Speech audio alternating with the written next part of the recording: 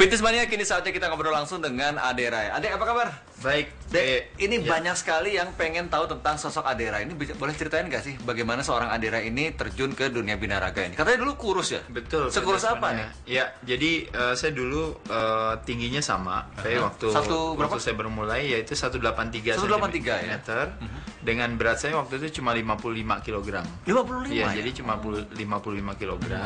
Jadi sangat kurus sekali. Tapi dari dulu pada dasarnya memang sudah senang dengan olahraga, berbagai olahraga, mulai dari olahraga bela diri, lalu bulu tangkis, voli, sampai terakhirnya ya memang olahraga panco ya yang membawa saya ke binaraga. Dan saya bersyukur waktu itu sekitar tahun 91-an saya berhasil jadi juara nasional panco. Pada saat itu saya baru lulus SMA padahal. Tapi dari situ yang akhirnya memperkenalkan saya dengan olahraga binaraga. Kalau nggak salah dulu sempat terinspirasi dari sebuah film gitu, terus jadi pengen badannya gede gitu. Film apa tuh, Dek? Filmnya kebetulan semuanya hubungannya dengan Sylvester Stallone semua. Itu. Mulai dari Rocky, Over the Top ya. Sebetulnya secret ataupun juga rahasia apa sih sebetulnya yang Ade terapkan untuk badan Ade? Apa memang secara genetik Ade udah bagus badannya atau gimana, Dek? Iya, memang kembali lagi seperti tadi saya katakan, memang itu lebih kepada informasi. Informasi. Ya, selama ini banyak orang mungkin dia pikir dengan cara berlatih sekeras-kerasnya badannya bisa besar. Betul. Ya, mereka tidak menyadari bahwa ada faktor, misalnya faktor nutrisi, makanan. Otot itu makanannya apa sih misalnya? Otot ternyata makannya protein.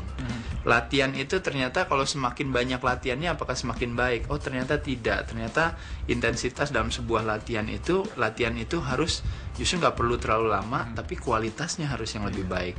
Jadi banyak informasi-informasi yang selama ini orang menganggap mitos-mitos itu tadi. Jadi saya coba belajar tentang strategi latihan. Semuanya kebanyakan memang belajar dari buku aja. Jadi baca dari buku, baca dari buku. Kira-kira mulai tentang nutrisi. Kira-kira nutrisi yang baik seperti apa sih? Gimana sih caranya menaikkan berat badan? Pada saat itu kan dari beratnya, bayangkan beratnya cuma 55, mau naik berat badan gimana caranya? Jadi ternyata mesti masukin kalori yang lebih dari mana?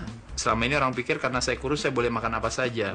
Ternyata pada saat kurus, ternyata kalau kita mau menaikkan, yang kita naikkan adalah justru ototnya. Jadi makanya kita konsumsinya lebih ke karbohidrat dan protein ketimbang daripada karbohidrat dan lemak misalnya seperti itu.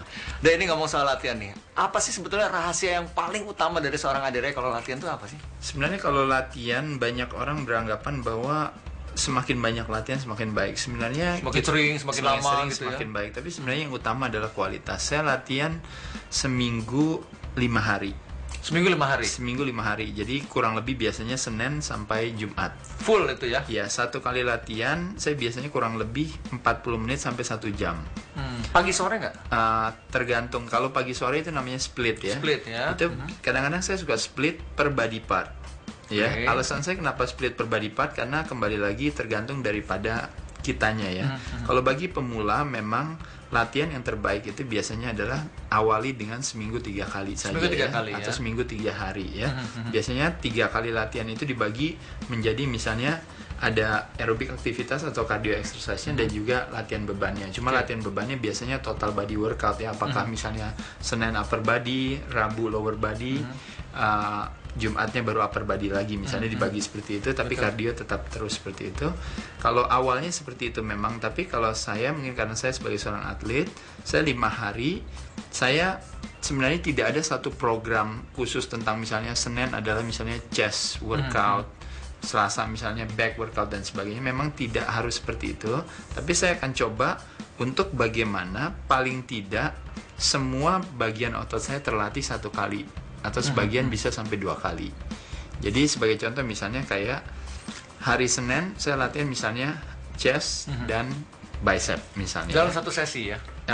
Bukan dalam satu sesi, dalam satu hari, dalam satu program, dalam satu hari. Chest dan bicep. Biasanya mungkin bagi sebagian orang mungkin pemula atau intermediate, mereka mungkin melakukan aktivitas latihan itu kadang-kadang langsung digabung. Betul. Kalau saya lebih fokus kepada chest, hanya chest saja. Jadi satu latihan cuma satu aja. Kenapa? Karena saya melakukan aktivitas itu, saya lakukan kira-kira 15 sampai kurang lebih kira-kira sekitar 15 set ya. Kalau digabung dengan pemanasan mungkin bisa sampai 20 set untuk satu body part, satu chest saja. Dan prinsip latihan yang saya lakukan adalah kebanyakan memang latihannya training to failure, artinya latihan sampai berat, sampai saya cuma kuat bisa ngangkat mungkin cuma 3-4 Beban kali maksimal ya, berarti dengan ya? beban maksimal di set-set inti terakhir ya. Nah biasanya hal itu yang saya lakukan, makanya kenapa tidak memungkinkan bagi saya untuk latihan lebih dari 40 menit atau sampai 1 jam. Ya, Fitness Mania, demikian ngobrol-ngobrol santai kita dengan Ade Ray. Ade, terima kasih ya. Terima Sukses kasih terus Pak, ya. atas Sama-sama. obrolannya. Sip.